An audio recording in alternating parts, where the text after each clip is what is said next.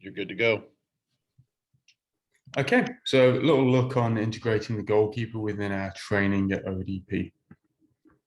So we have a workflow here for how we would structure a session, typically within a single team, starting off with pre-activation with the whole team together, the goalkeepers and field players splitting off for their individual work and then coming back together for further exercises and games at the end. For that sort of workflow to come together, we need pretty specific planning. We need coordinated timing. The exercises themselves need detail in terms of physical and mental load, so both the field player coaches and the goalkeeper coaches can work together to manage that load.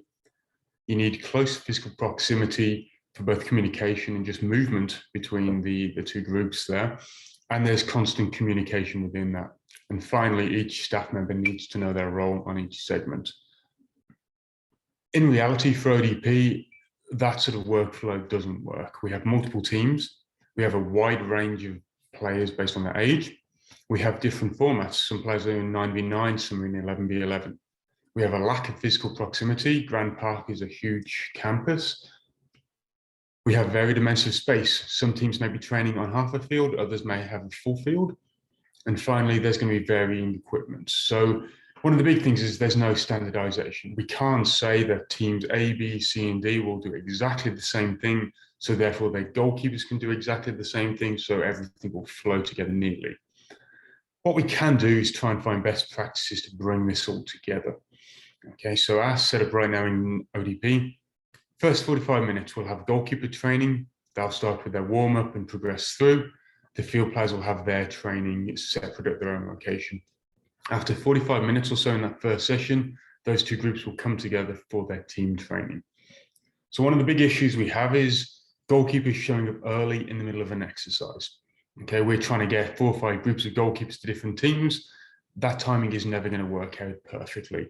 So one of the most important things is we're not just telling our goalkeepers, hey, just stand over there, get an extra break, or alternatively go and kick balls at each other. We want to have an actual plan. So what we're going to do is we're going to try and use a time filler, which will get you through the next 2 to 5 minutes so you can complete the exercise and be ready to integrate them. If the group has a goalkeeper coach come over with them, you can ask the coach to run this themselves.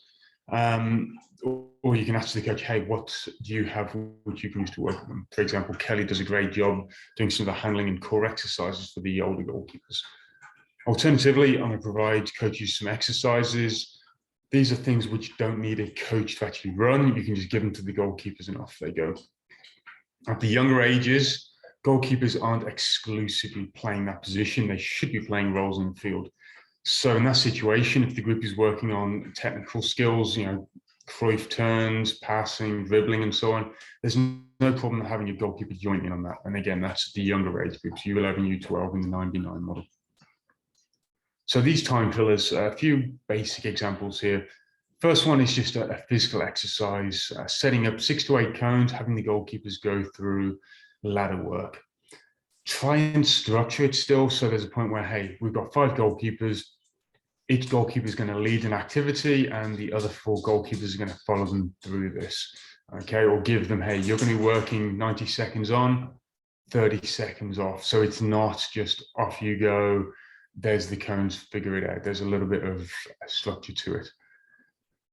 The bottom one is looking at distribution. So if you're working on, for example, building out the back, it makes sense for that goalkeeper to be practicing that first touch, getting a little bit of sharpness, so there's some flow between the goalkeeper training into the next exercise they'll do with the team.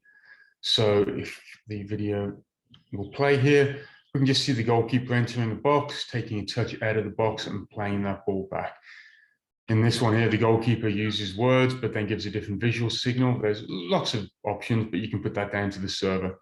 And then also giving different movements into the box, laterally, dropping back in, moving forwards, just working on the quality of that touch, quality of the pass out. Simple, doesn't need a lot of space, and you can do that in paired work very easily. If the goalkeeper is going to be defending the goal, we'd probably look to do some more handling as our time filler. So structured volleys. All you need is 4 cones sitting up 8 by 2 rectangles. We can see here we've got 2 goalkeeper combos, 3 goalkeeper combos, and 4 goalkeeper combos, just based on the numbers you've got coming over there. It's structured. We have the area they're working in, the appropriate distance. We could set it up where there's an X amount of clean catches in a row, so we're working on quality repetitions. We can put in their movement, so they loop around the cones, figure of 8, 2-footed hops, and so on. So again, there's different elements to it, but it looks structured, it flows, and they're going to get an appropriate workload. They don't just kick a ball for 5 minutes while they wait for the group to finish. After the time filler and the goalkeeper comes in with the team, very important we utilize our goalkeepers effectively. At the senior level, they're goalkeepers, they're full-time, so they should be in goalkeeper appropriate roles. There's no sense for them to be going from goalkeeper training and then just be used as a number to make your exercise work, just to balance it out there. Okay, so for example, if you're doing a non-directional possession exercise, just making goalkeepers a neutral playing in the middle is not appropriate. Even if you say, hey, well, they can pick it up and roll it, that's not what they need. So considering the 2 main roles of the goalkeeper, defending the goal and distributing the ball, if they're defending the goal, do they have a physical goal to defend? Obviously, a full-size goal is ideal, but you could use mini goals, you could use 2 corner flags. All of these are appropriate. If you're having them work on distributing the ball, think about them using an end line, working 180 degrees with lateral movement. So, okay, keeping the plate in front of them, that's appropriate. Putting them in the middle of a field, having them play 360 degrees, turning, playing passes in multiple directions, running up and down, not so much relevant in terms of A, technique, but B, the physical demands. So an example video here, we can see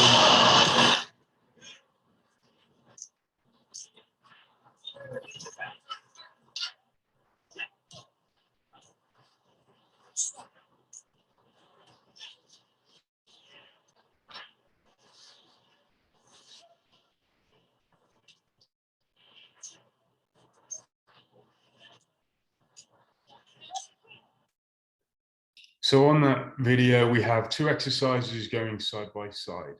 4 oranges against 4 greens with 4 neutral players on the end lines. So the player on the bottom left and the player at the top left in the nearest box are both goalkeepers, and then they have 2 field players next to them. If you look at the actions, you look at the movements, they're all goalkeeper specific. They're playing balls in front of them, not necessarily straight, but a lot of angled balls. They're moving laterally side to side. They're having to scan the field. They're having to make quick decisions. Okay, all of that is relevant for a goalkeeper.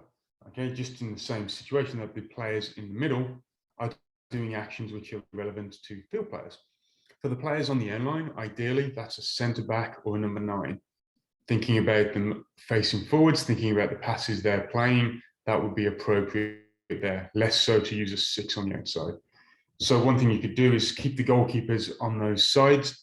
If you're rotating those field players, just switch them out. 2 greens come out, 2 players on the end line go in. So it keeps the flow rather than just saying, hey, you've got 3 teams here, everybody goes in, everybody goes out. That's very generic, and that's not going to be position specific. Needs a little bit more planning, but it will be better in the long run. So just to summarize here, 2 main areas of consideration. Number 1, having an appropriate time filler prepared. Actually have it on paper. What's your session? If the goalkeeper is going to be doing out of possession work, have them do some handling. If they're going to be taking a bunch of crosses, maybe you could just have them working in a couple of tossed high balls as well. If they're going to be doing distribution, have them doing some in possession work, working on their touches. Okay. Everybody has a head coach and assistant coach within their teams. Maybe you have an assistant who is already prepped up. They know what that time filler will be. And when those goalkeepers come over, that assistant can pop straight over. Hey guys, here's what you're doing. Here's the cones. Here's the area you're working in. There's your exercise. Off you go. Okay. And then when you go to your team exercises, when the goalkeeper's with you, how are they being used? And is it appropriate to the position? Okay. The older we get, the more functional it should be. And by the time we get to that last 10, 15 minutes of the first session, it should look like a game. It shouldn't be purely out of possession, just saving shots. They should have a distribution element in there as well. For the afternoons, after that warm-up, they should be playing. It can be a conditioning game, but that goalkeeper, again, should be doing the roles of a goalkeeper. And ideally, it's fully holistic, defending the goal, defending space, distributing the ball, and those field players in functional positions as well. So yeah, that's what I have on how we integrate our goalkeepers. We're very lucky with ODP at Grand Park that we have full-size fields. We have teams with goalkeepers. We can be functional, we can be specific, and we need to do that to take advantage of what we have to best prepare these players to develop. So yeah, thank you. Fantastic. Thank you, Coach Swift. And if you were to have any follow-up questions, feel free to reach out to Andy. He's more than happy to take a look at sessions on how to incorporate goalkeepers, just to offer some feedback tidbits as well. So again, thanks, Coach Swift, and we'll talk to everybody soon. Thank you.